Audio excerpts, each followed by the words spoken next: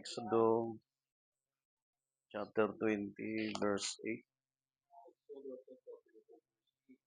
At muli natin at patuloy na pagbulayan iyong talata na sulat ni Propeta Moises.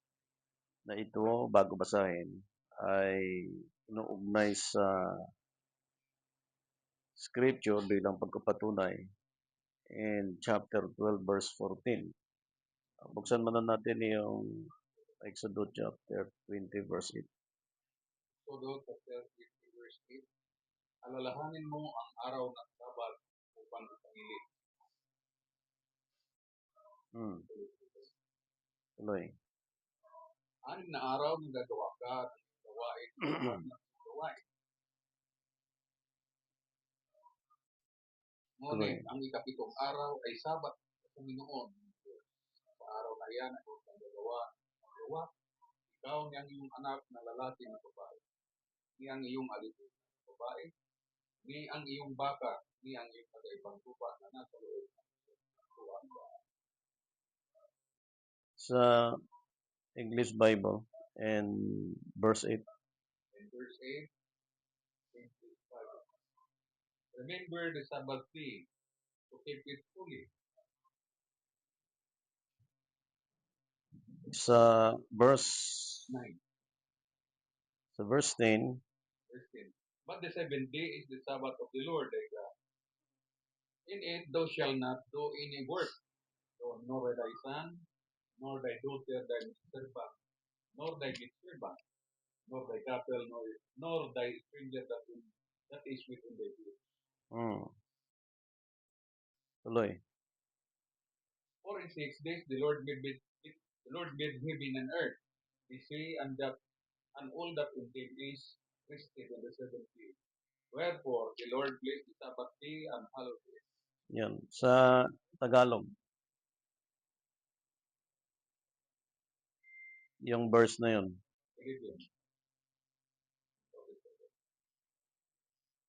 Sapagkat sa amin ang araw ay ginawa ng Panginoon ng langit at lupa, at dagat at lahat ng nangaroon, at nagpahinat ay kapitong araw. Lalo pa pinagpala ng Panginoon ang araw ng Sabat at pinakabanal. Sa 2 Corinthians chapter 12, verse 9.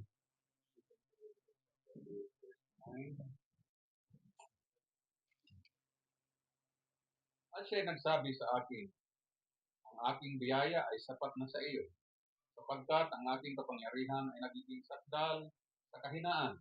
Kaya bagpos, akong nagmamapuri ng iyong malaking galak sa aking kahinaan, upang manahan nawa sa akin ang kapangyarihan. Sa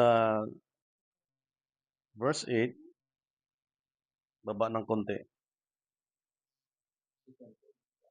Tungkol dito ay may kaso akong nananalangin sa Panginoon, upang ilayo ito sa akin. Diretso mo, sister. At siya'y nagsabi sa akin, ang aking biyaya ay sapat na sa iyo, sapagkat ang aking kapangyarihan ay nagiging sakdal sa kahinaan. Kaya't bagpos, akong nagmamapuri na may malaking galak sa aking kahinaan, upang manahanawa sa akin ang kapangyarihan. Yun.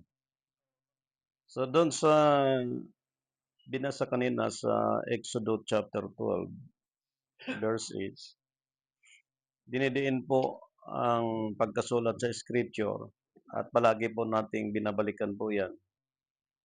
Sapagkat ang pagkasulat po dyan sa English Bible,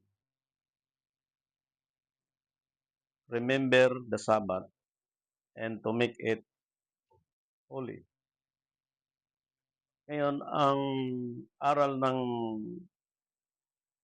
pinaliwanag ni Apostol Pablo sa binasa kanina, yung sinisikap niya na magkaroon ng manifestation sa kanya ang banal na Espiritu.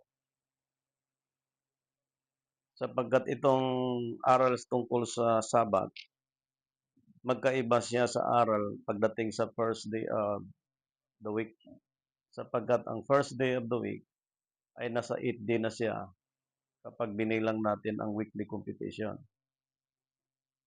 Ibig sabihin kung ang pagkalimbag sa Biblia from first edition, second, third, fourth, fifth, and sixth, seventh edition, ang Sabat ay nasa seventh edition na. So kung titingnan mo ang Seventh-day Adventist, ang experte nila ay ang pagdiriwang sa araw ng Sabado, na yung araw ng Sabado ay ikapitong araw. At binanggit ng Exodus chapter 12 verse 14, nilinaw po dyan, yung ordinansa na itinakda ng Diyos para po sa mga ligtas at ibig maligtas. Okay.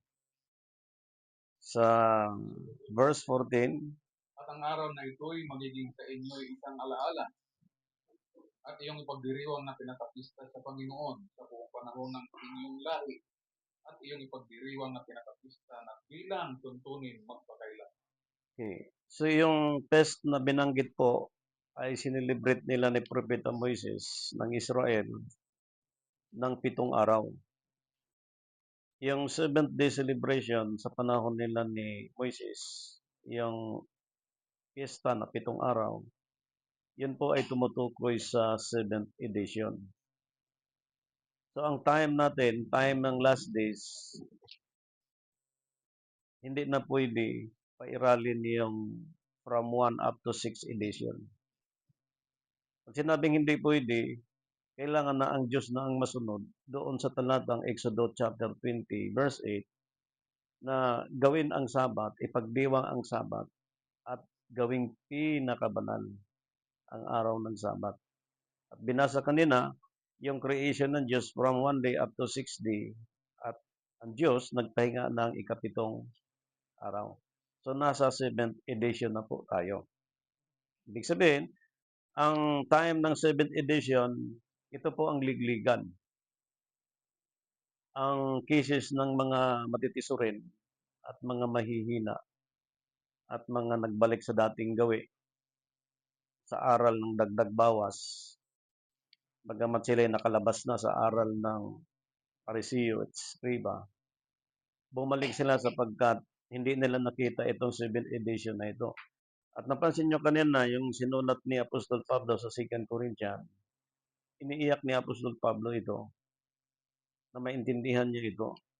Kasi magiging useless lang po ang pagiging mananampalataya kay Kristo kung hindi niya maabot yung pagkaunawa sapagkat ang nasa isip ng tao, sapat na naligtas ka na kay Kristo. Sapagkat we have two kinds of gospel, gospel of grace and gospel of the kingdom. Ang gospel of grace, hindi pa po yan may assume ng isang tao hanggat hindi siya totoong sumunod. Sapagkat ngayon, pag sinabing sapat na pag na kay Kristo, yes, pero may gagawin ang tao. Hindi pwede pong mag-assume-assuman lang as a Christian sapagkat maging si Apostol Pablo, bagamat siya tinakda bilang apostol ng hintil, iniyak niya ito para maintindihan niyang mabuti.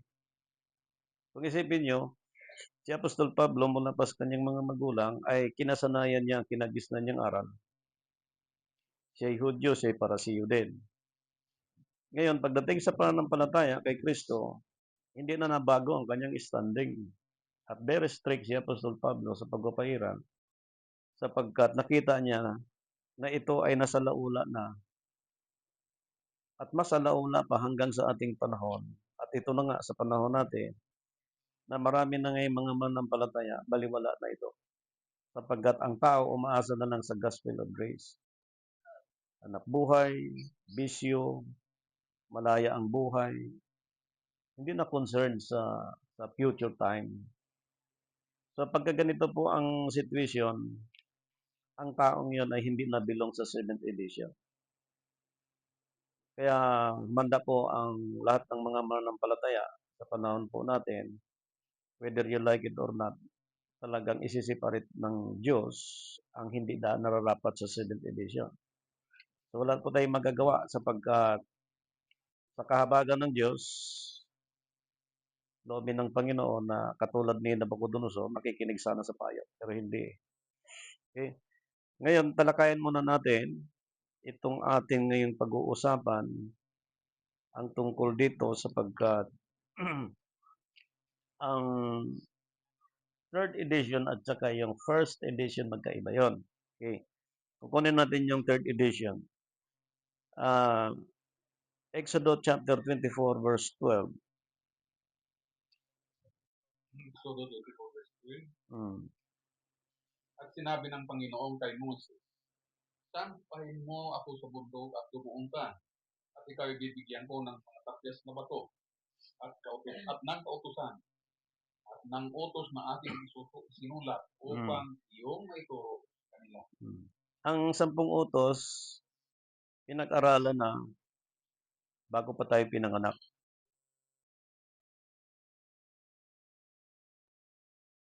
Itinuturo na ng mga tagapagturo ang tungkol sa 10 utos.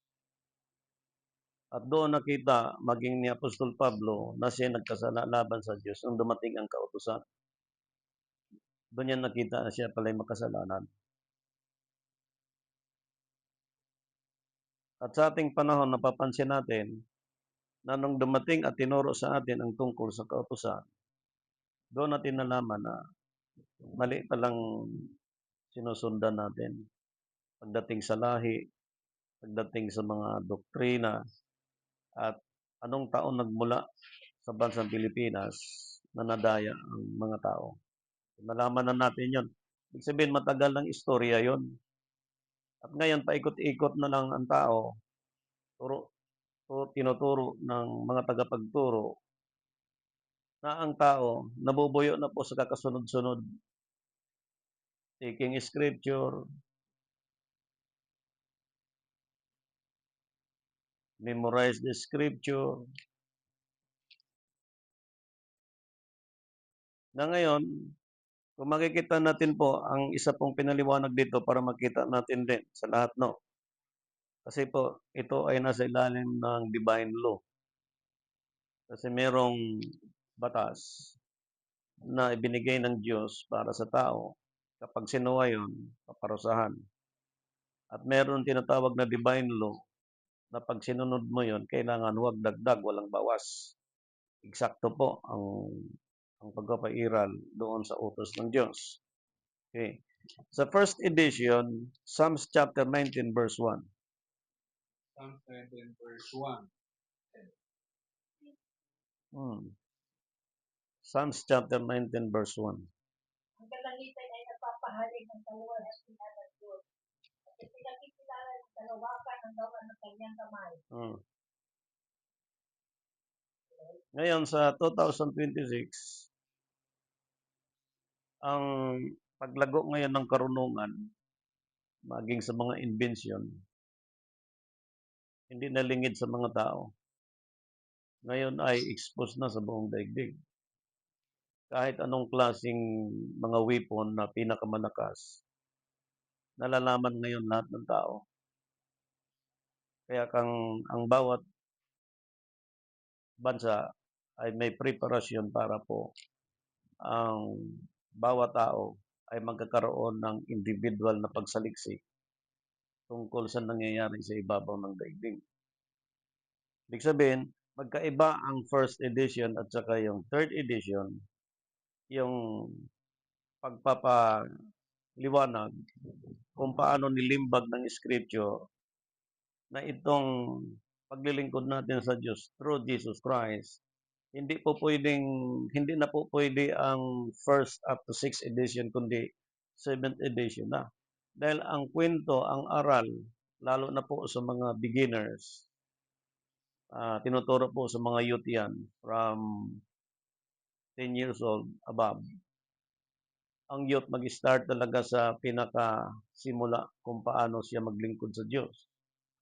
Sa time natin, mostly sa mga elder, nakikita natin sa mga tagapagturo, na karamihan sa mga elder ay talagang nasa position na, nasa prone na sila ng maturity, na ang mga elder ngayon sa panahon ngayon, kailangan meron na silang kaisipan na magsuri, mag-aral, sapagkat merong panahon na kailangan tumakbo ang panahon sa buhay ng isang tao na yun po ang magmo-mold sa kanya sa bawat panahon na lumilipas. Kaya 'pag sinabing dispensation, ilang taon ang bawat dispensation.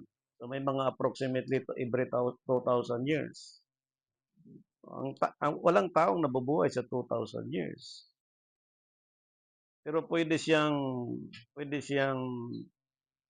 makalakip sa 1,000 years if we talk kingship of Jesus Christ. Pero spiritual yun.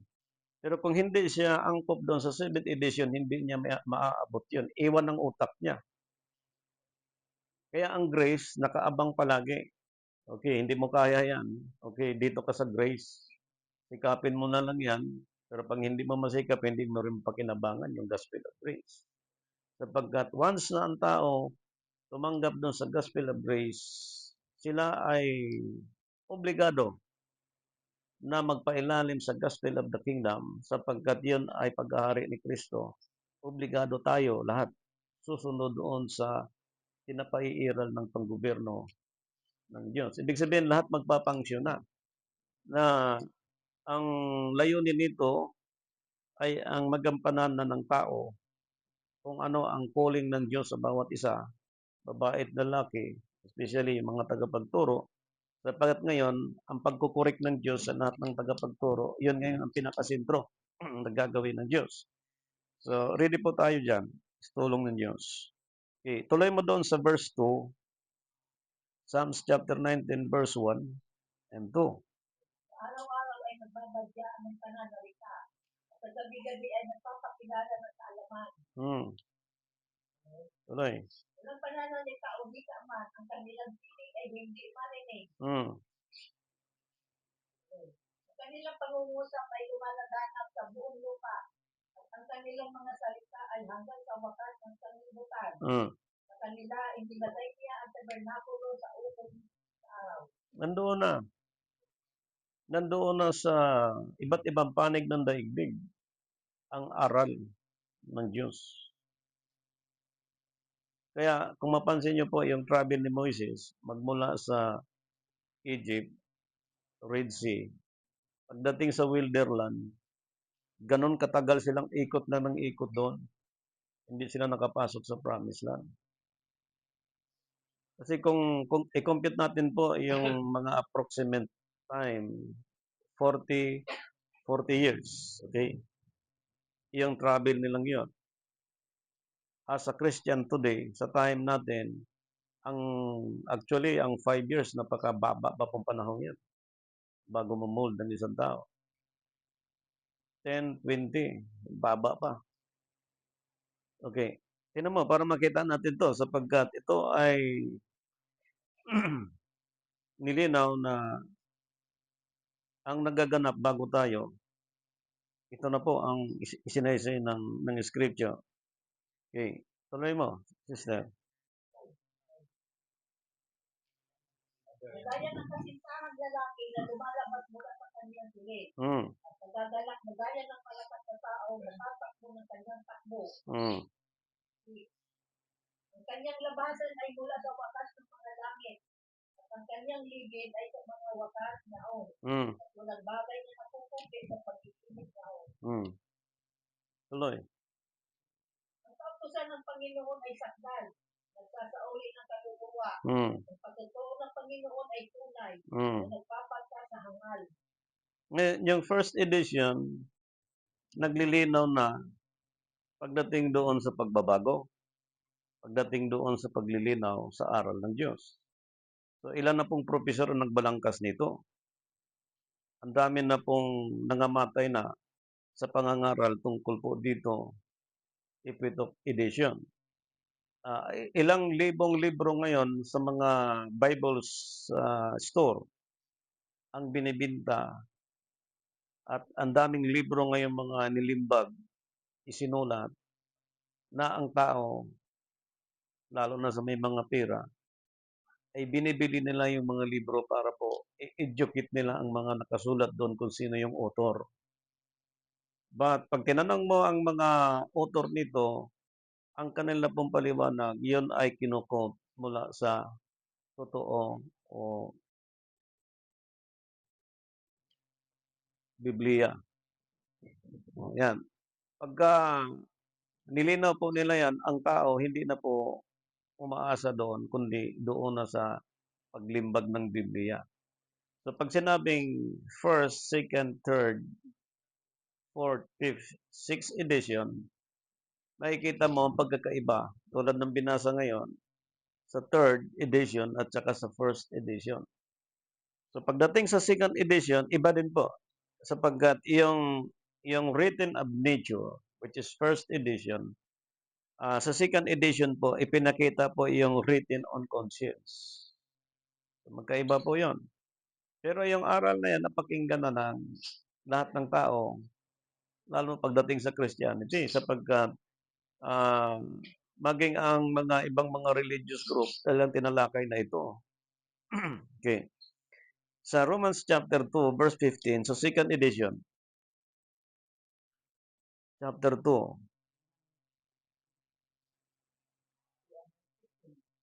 chapter 2, verse 15 ng Romans. Na magtatanyag ng gawa ng kautusan na susulat sa kanilang puso, na pinapatutuhanan ito pati ng kanilang budhi. Yun. At ang kanilang mga pag-iisip ay nanapusubungan, na nagdadahilanan sa isa't isa. So, written of conscience, which is the second edition. Yung aral na nilinaw ni Apostol Paul, idinugtong niya yung pagkasulat sa verse 16 ng Romans chapter 2, verse 15. 16 tayo.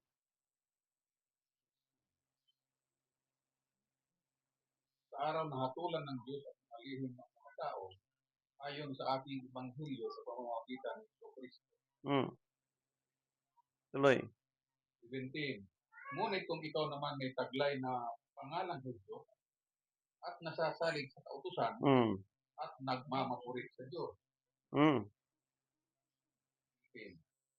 At nakakaalam ng kanyang kalooban at sumasang-ayon sa mga bagay na magagaling, paribata, tinuruan ka ng kautusan. Tingnan natin yung Lucas chapter 23, verse 34. Pakita natin mga scripture, 23, 24. Lucas chapter 23, verse 34.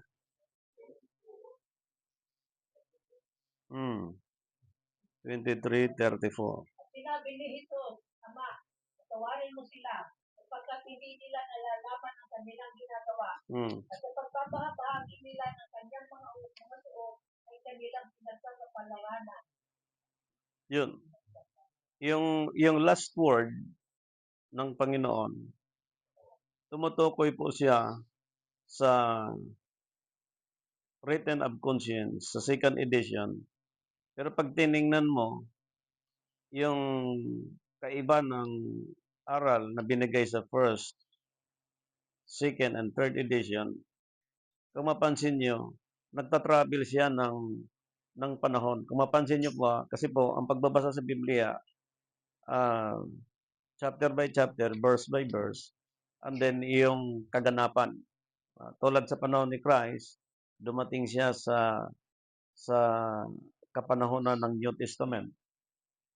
Pero spiritually, 1 Peter chapter 1 verse 20, yung existing niya before the foundation of the earth, nandoon na siya spiritual. Ngunit physically, lumabas siya sa New Testament time.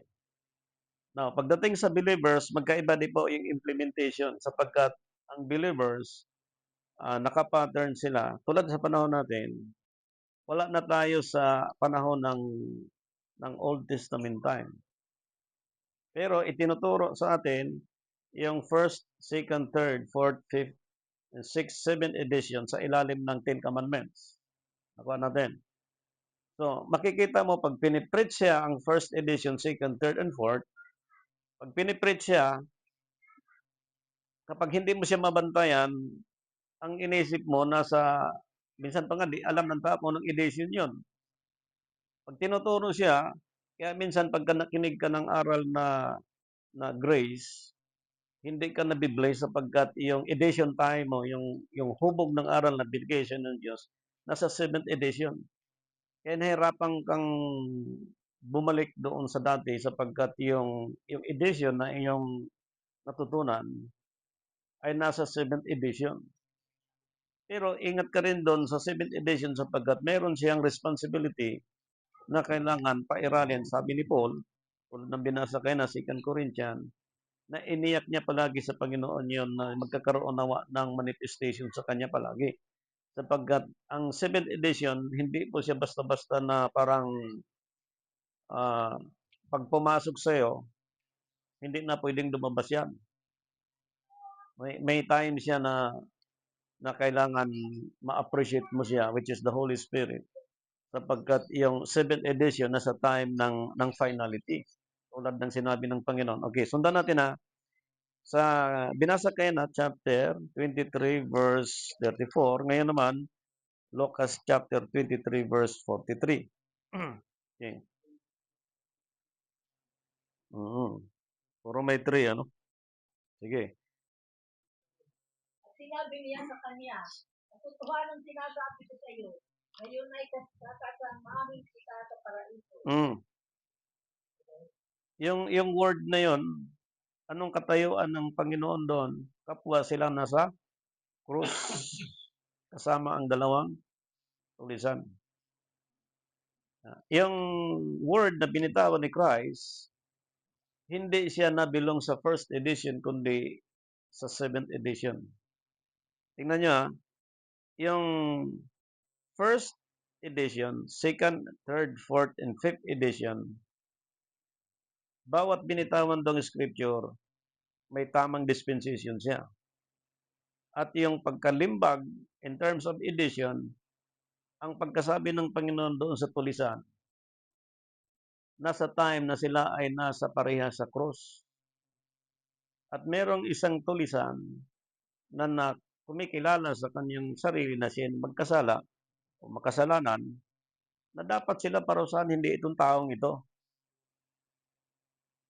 Ngunit, nandoon ang kanyang, sabihin na lang natin, katulad sa time natin, pananampalataya, paniniwala, na sa buo niyang buhay, lumaki, anak ito ni Maria, hindi namin nakita na naging basagulero ito.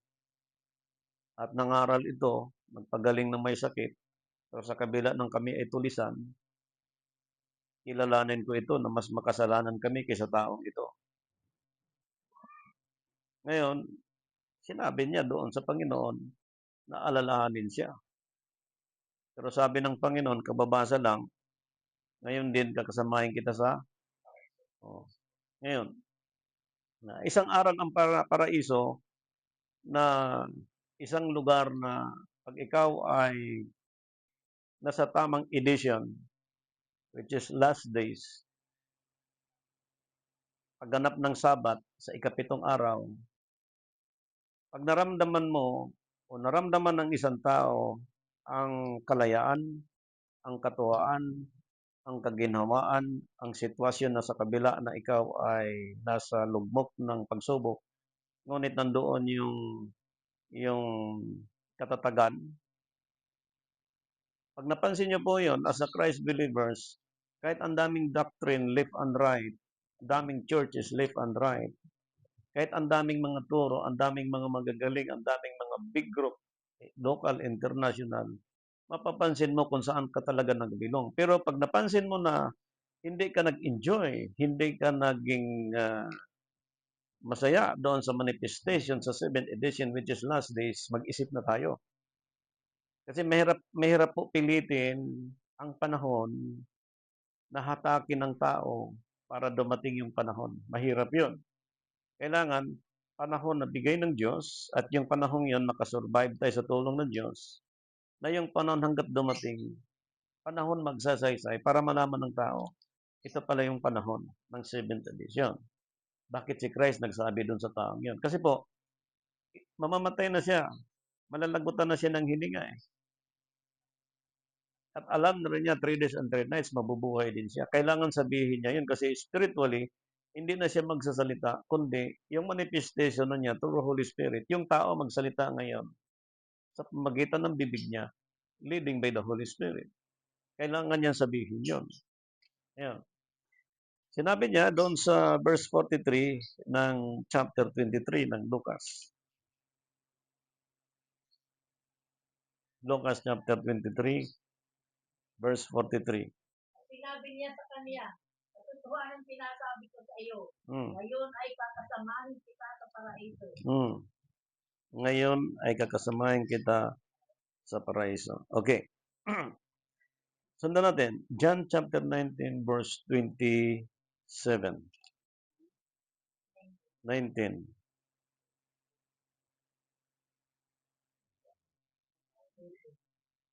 Nang magkagayoy, sinabi niya sa alagad, narito ang iyong ina, at buhat ng oras na iyon ay tinanggap siya ng alagad sa kanyang tahanan. Tinanggap siya ng kanyang alagad, sariling, pag sinabing sarili, kanya. Yan. Pag sinabing hindi niya sariling tahanan, ibig sabihin, hindi kanya. Pero yung salitang sariling tahanan, yan na. Sige. So, tingnan natin. Yung huling sinabi ng Panginoon, yan na. Yan po ay nabilong sa 7th edition. Ibig sabihin, ang tao, kapag baptized na in the name of Jesus Christ, the gospel of grace, secondly, gospel of the kingdom, ang pagsunod ng tao sa Diyos through Jesus Christ, itong last word na ito kailangan na-apply sa Kanya.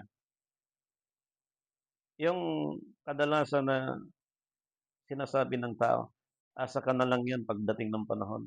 Hindi po pwede yun. Next time na lang. Sa mga preacher, minsan may hanay na pagtuturo. Yung hanay hindi nasunod, kundi yung kalooban ng Diyos. Kasi yung hanay na yon, hindi yun nabilong sa tamang edition na dapat i-preach ng isang tagapagturo. Yan po ang katotohanan yan. Ngayon, sa time natin, mapapansin mo, yung time natin ngayon, halimbawa, meron ka ng 15 years sa ministry or 10 years. Yung dati, hindi ka marunong magsalita, hindi ka marunong mag-evangelize, hindi ka marunong mangaral. Pero ngayon, napansin mo, marunong ka na. So, yung edition na yon, nasa maturity, which is the 7th edition, hindi na pwedeng babalik ka sa edition na pinanggalingan ng isang tao. Halimbawa, first edition, ano ba ang natutunan ng Gentile at Heathen nation? Di ba Diyos-Diyosan? Pag na 7th edition ka na, huwag mo nang balikan yan. Di po na pwedeng bit-bitin yan. Kung may bit-bit ka pa, yung 7th edition mo magkakaroon ng trouble. Kasi po, yung spirit from the Old Testament, which is the deceiveness spirit, sumusunod yan. Kaya sabi nga, sumusunod sa iyong mga gawa. Yung gawa ng first edition, second and third, at kapag ang tao nasa 7th edition, at bit-bit niya yon, mahihirapan siya. At karamihan dyan, hindi siya maka-survive, hindi siya makapagpatuloy. Balik siya sa dati. Ngayon, dito po sa sinabi ng Panginoon, tingnan nyo sa John chapter 19 verse, kaya na 27 ka, no? Tuloy mo sa 28 hanggang 30. Pagkatapos nito, pagkaalam ni Lord na ang lahat ng mga bagay ay naganap na nga upang matupad ang kasulatan, ay sinabi, nauuhaw ako. Mayroon doon isang sipit lang puno ng suka, kaya paglagay sila ng isang pungha ng suka sa isang tubo na suko, at kanila inilagay sa kanyang. Sipin niyo po, yung last word niyang yan, na binanggit, ang hiningi niya, sa atin kasi pagka sinabing nauhaw, ang understanding natin kaagad, bigyan siya ng tubig. Pero, ang binigay sa kanya, suka. Ang last days, time siya ng mga taong uhaw. Ang tanong, bakit suka ang binigay ng Panginoon doon sa panahon na siya nauhaw? Ikaw kaya bigyan ng suka? At kapag ininom mo ang suka ngayon na suka na ating ginagamit ngayon sa kusina, iba ang lasa ng suka, ibang lasa ng tubig. Yung suka ngayon, yun ngayon ang maiinom ng mga tao na instead tayo ang iinom sa panahon ni Kristo ngayon. Ang suka na yan ang maiinom ng tao sapagkat marami ng matagal na naglilingkod sa Panginoon. Nasa first and second and third edition, hindi nakarating sa seventh edition. Kaya masakit sa kanila, iba ang panglasa nila dyan. Ngayon, kung nakarating naman ang tao sa 7th edition, ingatan mo na makiugnayan ka sa first up to the 6th edition sapagkat hindi ka na nabilong sa 7th edition. Ang tanong, paano mo maingatan ang katayuan ng isang tao sa 7th edition against the 4th and 3rd edition? Labanan yun sa pananampalataya sa Diyos. Ibig sabihin, pag ang tao nasa 7th edition, hindi na siya pangkaraniwan sapagkat iniwan ni Lord ang salita doon sa tulisan, ang salita doon siya ay nauhaw, yung binigay sa kanya, yung sinabi sa kanya magaganap sa ating panahon. Ibig sabihin, kakasamahin kita sa paraiso sa panahon natin sa 7th edition, sa last day, sa time natin, ang tanging nating katuwaan lang, yung natupad natin ang utos ng Diyos sa ilalim ng 10 utos na huwag niyong binanggit doon, to commemorate, to celebrate, to make it holy on the 7th day. Yan ang hinahanap ng Diyos. Kasi po, ang last days, which is 7th day, ngayon po, Monday up to Friday, ang hinahanap ng Diyos to make it holy, yung last word na yon na mahayag sa ating panahon makita at kailangan ma-identify, ma-recognize individually kung saan ikaw at ako, kung anong church ngayon nabilong sa 7th day. Pagpasok mo doon, 7th edition. Pagpasok mo dito, 1st edition. Pagpasok mo doon, 3rd edition. Ano ba talaga? Sabi ng mga tao, iisa lang yan, kay Kristo lang naman yan. Yes, but they have a different edition. Ang 7th day, ang last day, ang Sabbath day, nasa 7th edition. The problem is in our time as a Christ believers, ang daming mga churches ngayon na wala na sa 7th edition. Eh paano yung pastor, ligtas ba sila kasi wala sa 7th edition? Tanong.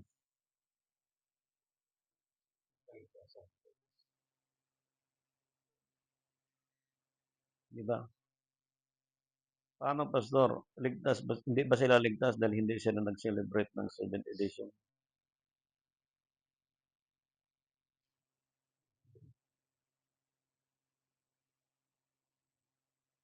Sino ngayon ang maliligtas? Sino ang dapat maligtas? Sino ang dapat makaligtas?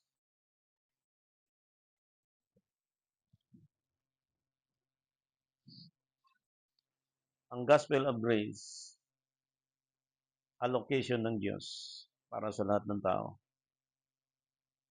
To transfer us from the death to life, to receive eternal life through Jesus Christ.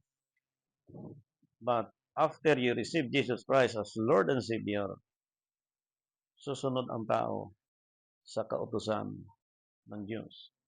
Ay nasa 10 utos yung pagganap ng Sabat sa Panginoon. Na ang pagsunod sa Sabat ng Panginoon sa Gospel of Grace. Ibig sabihin, yung mga saved in Christ, gaganap sa 7th edition. Pero kung ang mga churches ngayon hindi po nag-celebrate ng 7th day, nasa ilalim ng 7th edition, ibig sabihin, ang mga churches ngayon hindi patiyak sa salvation na inaalok ng Diyos. Kasi po, ang salvation talagang ibinibigay ng Diyos. Yung gumaganap, anong sabi ng 17:21 ng Mateo? Maraming nagsabi, Panginoon, Panginoon. Ang sabi, ay hindi papasok sa kare ng langit. Sino nang papasok? Kundi yaon lamang gumaganap. Kaya mag-ingat sa mga sinasabing mga Christians. Sapagkat inutos ni Paul, mag-ingat kayo sa sinasabing kapatid. Kaya ang ipinakita ng Scripture sa last word ni Jesus Christ, talagang matindi. So, pagdating sa believers, anong impact nito? Yan na. Sa time natin kasi po, nasa last days tayo. Wala naman tayo sa time ng Old Testament time. Bagamat nasa last days tayo, tinuturo sa atin yung New Testament. Yung edition 1, edition 2, 3, 4, 5, and 6. Creation, salvation, redemption,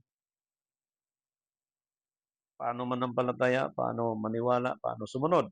Tinuro sa atin yon sa ikot ng ikot. Okay. Sinong hindi baptize? Okay. Kailangan kang i-counsel para i-baptize. Okay. Tuturuan ka ngayon ng first, second, third edition. Tatanungin mo, ilang taon ka na sa paglilingkod sa Diyos? Tagal na, pastor. Hindi ka nabautismuhan nung maliit pa eh. Okay, babalik ka sa edition. Ikaw pag nasa 7th edition, nahirapan kang umatras. So, kailangan mong umatras para doon sa kaluluwa na isi-save ng Panginoon, which is gospel of grace. And then, pag tinuruan mo na, in-applyan mo na ng baptism, hindi naman naging active sa paglilingkod sa Diyos.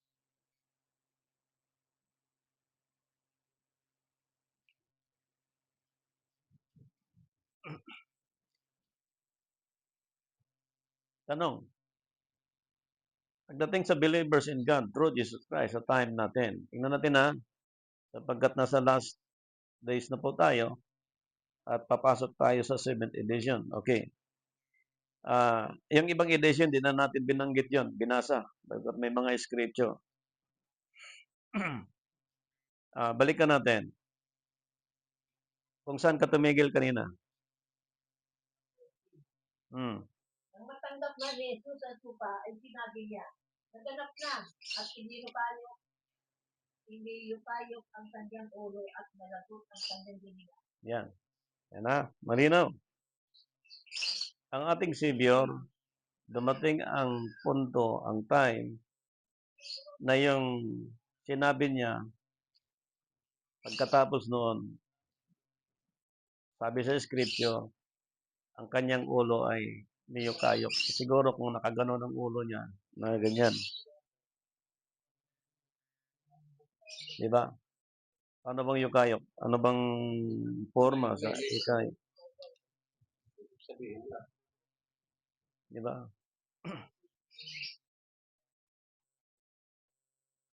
Okay. Sa believers, tingnan natin. Chapter 15, verse 27 ng John.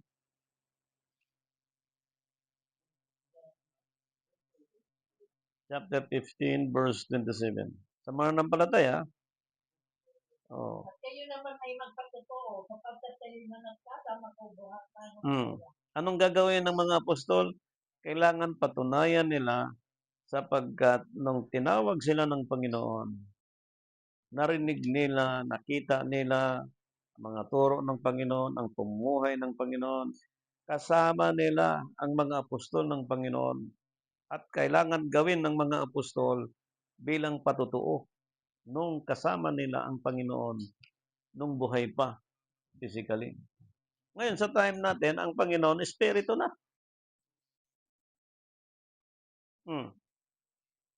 So, if we took edition from 1st, 2nd, 3rd, and 4th, 6th edition, yung design ng creation ng Diyos up to 6 days lang.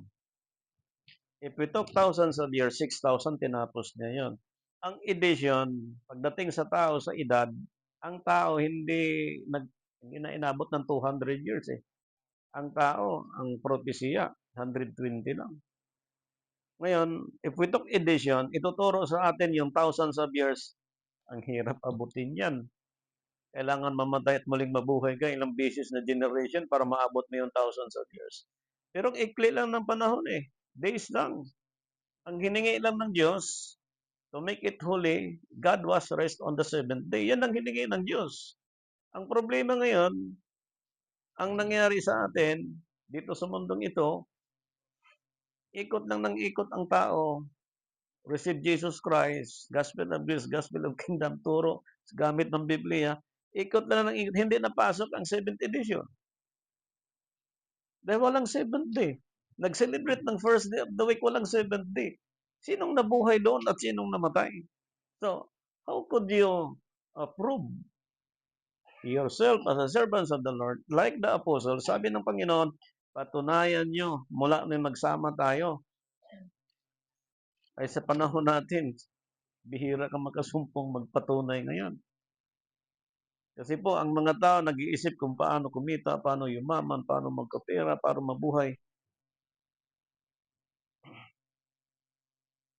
Ang mga apostol, nagtanong sa Panginoon, Panginoon, anong napapala namin sa pagsunod sa iyo? Magmamana kayo tag-100 at gagawin ko kayong hukom sa 12 angkan ng Israel. Grabing promotion binigay ng Diyos.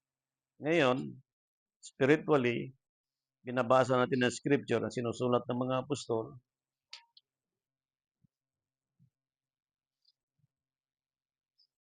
ang promotion ng Diyos sa kanila. Hindi katulad ng mga patay na nilibing bukas after 1 week na kalimutan ng history. Kasi anong legacy niya nung siya nabubuhay? Wala. Pag-uusapan mo yung kanyang failure nung siya nabubuhay after death, hindi na. Ibang usapan na naman ang gagawin.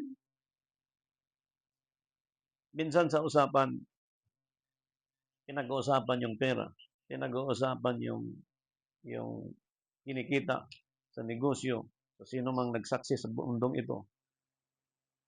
Kung napapansin nyo, pag natabangan kayo, ibig sabihin wala na kayo sa edition na yan. Kung excited pa kayo nakipagkwentuhan, nakipag-usap sa ganyang sistema sa sanlibutan, paano mabuhay, paano kumita, paano makaipon, paano. Pag nakijoin kayo sa usapang isbin, wala pa siya sa 7th edition. Ngayon, pagkadating sa spiritual at yung 7th edition ididiin ng Diyos at yung katawan natin at isip hindi preparado sa 7th edition, mapapansin nyo, maging sa Roman Catholic, maging sa ibang mga Trinitarian. Minsan sinasabi nila, hindi namin naintindihan yan. Sabi ng isang tao, ba't mo pinipilit sa amin, hindi namin naintindihan yan? Nung sinabi ng Panginoon sa tulisan, hindi ba niya naintindihan? Ngayon din, kakasamahin kita sa paraiso. Naintindihan niya.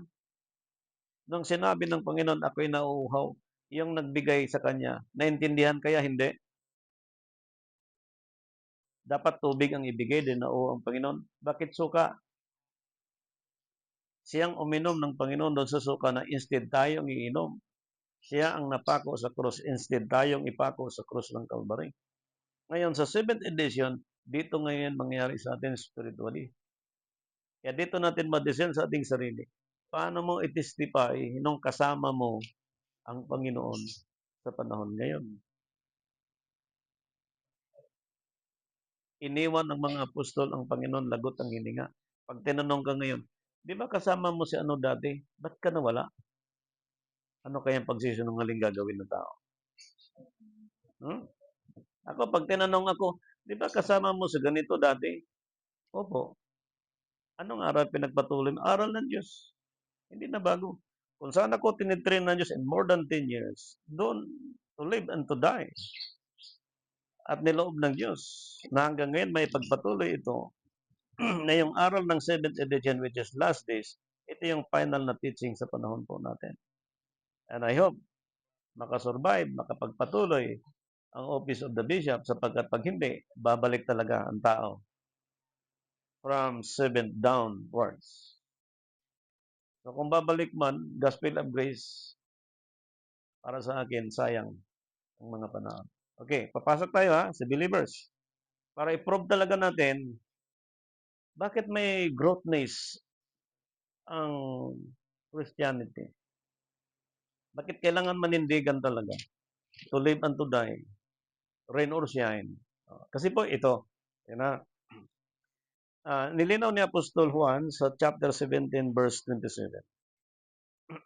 Sa mananampalataya, chapter 15 verse 27. Okay? Pasok tayo. Hallelujah.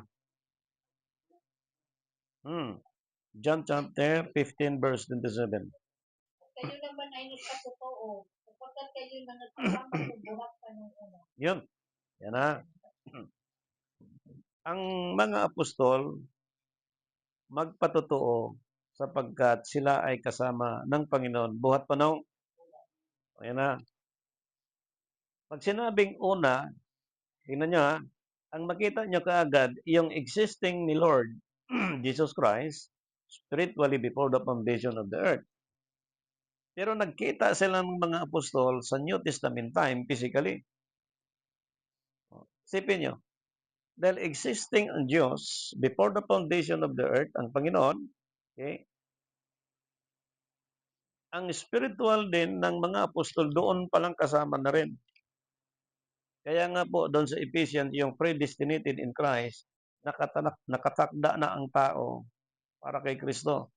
Ang mga apostol nakatakda na talaga yon para maging apostol ni Kristo. Spiritual and physical, nagkita sila, ginathered, ibig sabihin, yun ang testimony ng mga apostol habang sila nabubuhay after death in Jesus Christ. Kaya, kahit pinagpapatay sila, wala silang takot kasi yun ang tinitestimony nila nung kasama nila ang Panginoon. Spiritual and literal. Now, in our time, hindi natin naabutan ang physical ni Christ. But naabutan natin ang spiritual. Ganon din ang sistema. Before the foundation, we are predestinated. Spiritual and physical, the 7th edition, kapag ginanap mo yon, yun din ang testimony mo sa Panginoon. If we took Jesus Christ government, pastors and bishop, ang i-testify mo, yung sinabi ng Scripture. Pagdating sa bishop, sino ang may tayo? Spirito. Sino ang kasama sa pagkabuhay ng maguli na mapalad ang makalakip? Ang mga tapat, mga saserdote, mga pili. Sa paghahari ni Kristo, sa spiritual war, sinong kasama niya doon na maging matagumpay din? Mga tapat, mga pili. Nabilong sa 7th edition yun. Yan na. Ngayon, ito na. Pagdating sa katulad natin, mga 50, 60, 70 ang edad, Christians. Ito na, checking yun. Checking ito mga kapatid. Genesis chapter 29, verse 18. Panahon na ang ating pag-uusapan dito kung individually kung ilan ang taon ang bawat mananampalataya sa paglilingkod sa Diyos. Okay. Sinita ni Jacob kay Raquel. At kanya sinabi, paglilin ko ng isang taong dahil kay Raquel na iyong anak na bunso. Tuloy. At sinabi ni Laban, madaling ang ibigay ko siya sa iyo, kaysa ibigay ko sa iba. Matira ka sa akin. At naglingkod si Jacob dahil kay Raquel na 7 taon. At sa kanya ay naging parang ilang araw sa pag-ibig na taglay niya sa kanya. Tignan mo yung 7 taon, ilang araw lang, saglit na sa kanya yun. Parang lumalabas na sa ating bibig na bilis ng panahon na. Parang 2026 na. Lunes pa lang, parang, ganon, di ba? Ayun na. Last days yan. Okay, sa 7th edition. Tuloy mo. 21.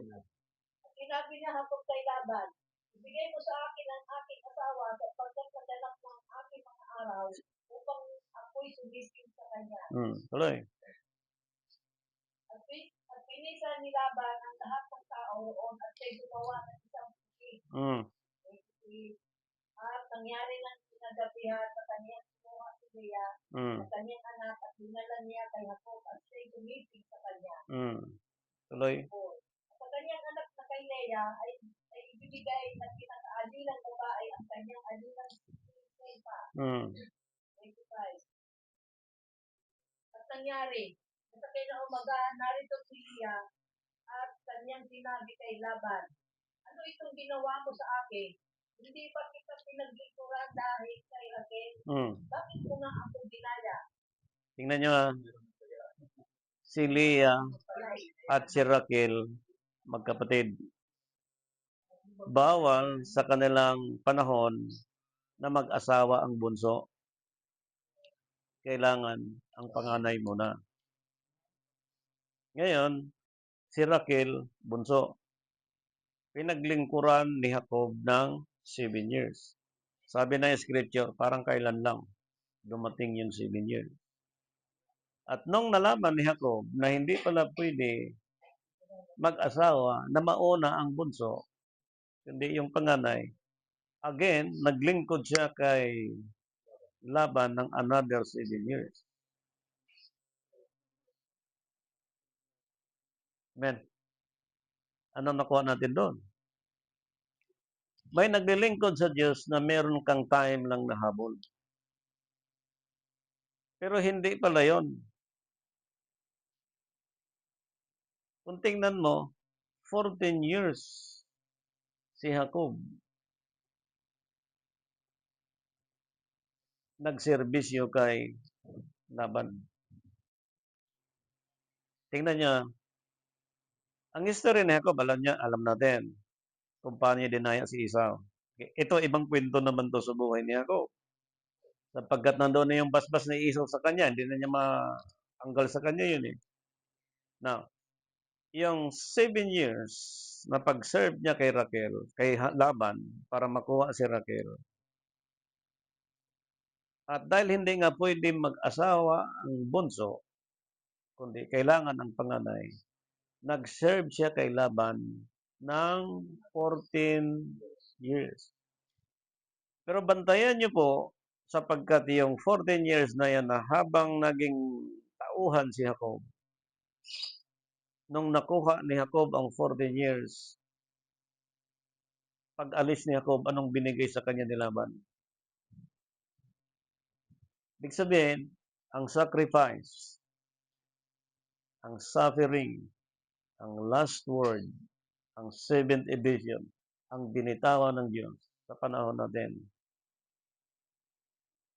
The more na meron pong matinding pagsubok at suliranin upang mailusot, sabi ng Biblia, ang aral ng 7th edition sa time natin. Pero kung nabilong ka dyan, tulad ni Jacob, lumabas siya kay Laban, bilyonaryo si Jacob.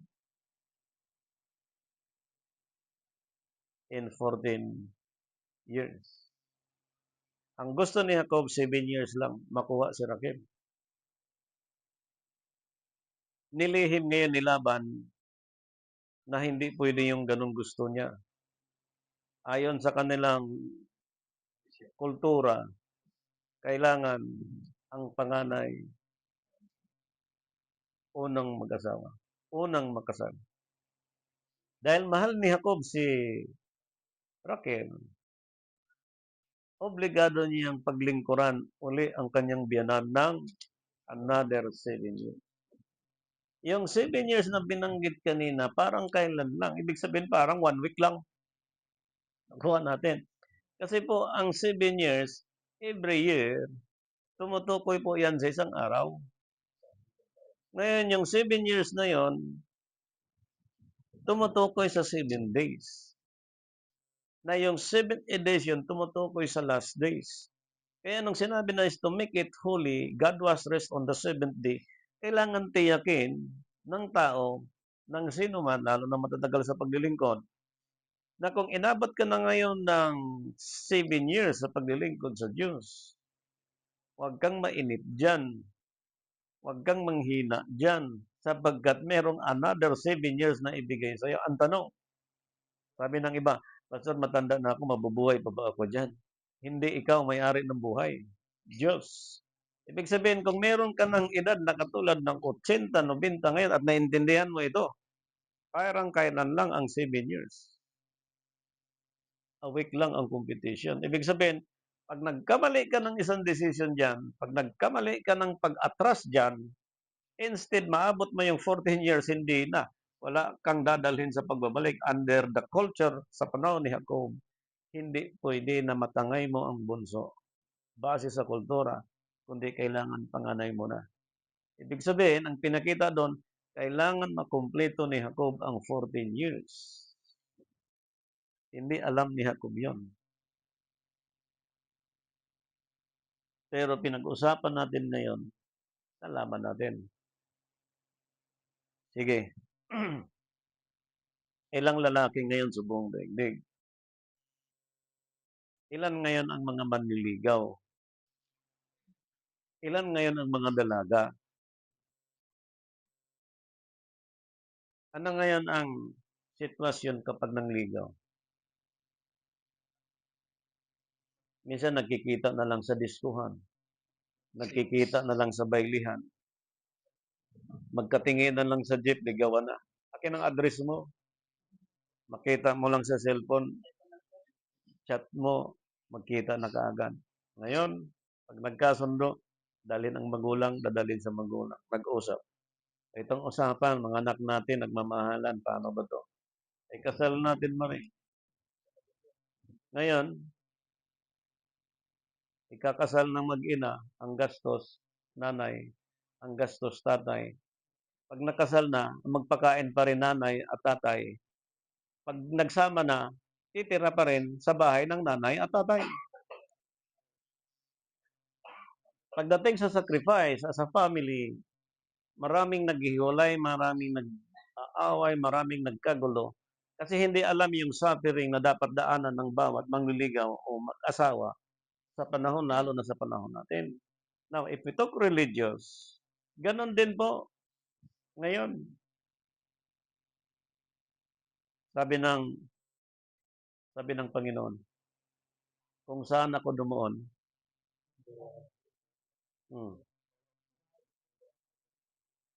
ibig sabihin, pag si Kristo pumasok sa butas ng karayom, pasok din kayo. Yung iba, maatras eh. Ha? Atras ang iba. Kasi ang iba po, nagtatarget ng time, like Jacob. 7 years lang to, saglit lang to. Limutan ko lang to, magandagan ako sa bukid dyan, magtanim-tanim ako dyan, mag-alaga ako ng baka at hayop. Tapos, ang 7 years, makuha ko ng gusto ko. Hindi pa pala yun.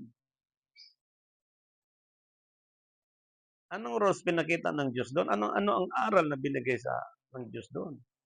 Ibig sabihin, ang culture, tulad ng batas, ang time natin sa Christianity, we are under the grace, not by law. Sa Old Testament, under the law, like the time of Jacob. Yung batas na yun, hindi lang para sa tao yan, galing sa Diyos yan.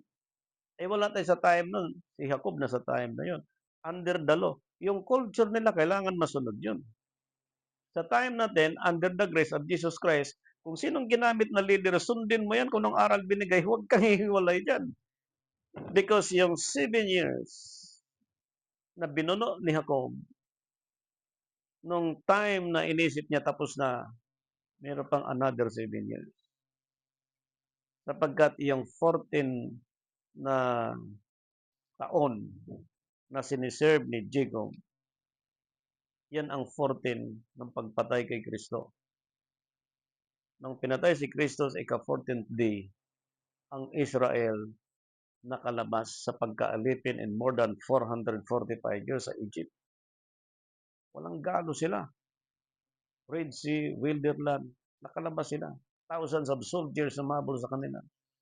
Walang galo. Ang himala doon, natuyo yung dagat. So, what is the miracle in our time? Spiritually, by the blood of Jesus Christ, by faith in God through Jesus Christ, we receive salvation and redemption. Now, the 7th edition in our time, anong pinakita sa atin? By His blood, we are